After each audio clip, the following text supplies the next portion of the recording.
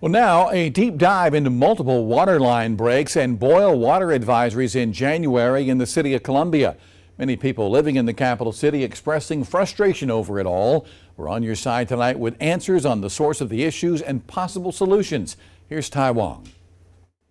Water pipes older than 80 years old, a backlog of 4,000 work orders, and more than 200 job vacancies, a third of the staff at Columbia Water. After hearing multiple complaints, Mayor Daniel Rickman says a lot of improvements need to be made.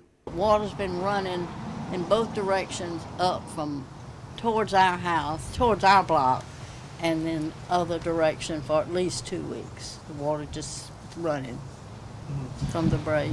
Betty Amick lives in Columbia's St. Andrews community. She says it's taken weeks for Columbia Water to respond to the water main break in her neighborhood. But when our camera got to the site, they were fixing the break. We've got to get caught up.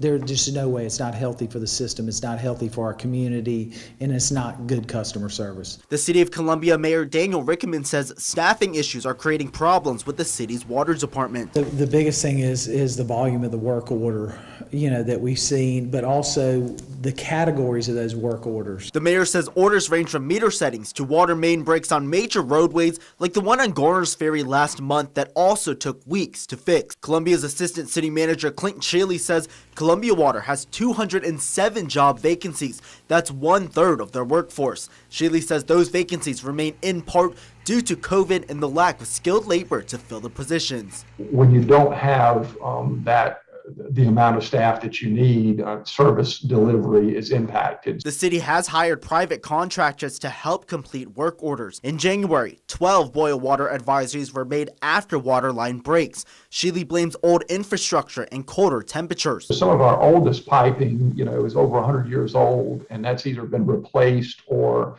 we went through a process of cleaning and lining that pipeline, which kind of restored it to a newer condition. Sheely explains some pipes were made to only last for 40 to 50 years. He says the current galvanized piping does not have the 100-year lifespan like the newer pipes used today. So last year's $120 million capital plan is being spent. About 2/3 of that is being spent on the waste collection and pumping system, so on our wastewater system. The Congaree Riverkeeper says more than 1.9 million gallons of sewage was spilled in the river last year due to inadequate pipes and water runoff. The city of Columbia had the most spills. They have the largest sewer system, and they're responsible for almost 1.5 million gallons of sewage spilling into our local waterways. Those spills led to fines that are paid with taxpayer dollars. In 2013, the Environmental Protection Agency fined Columbia nearly $500,000 for sewage leaks. The next year, the city, the state's health agency, and the EPA signed a consent decree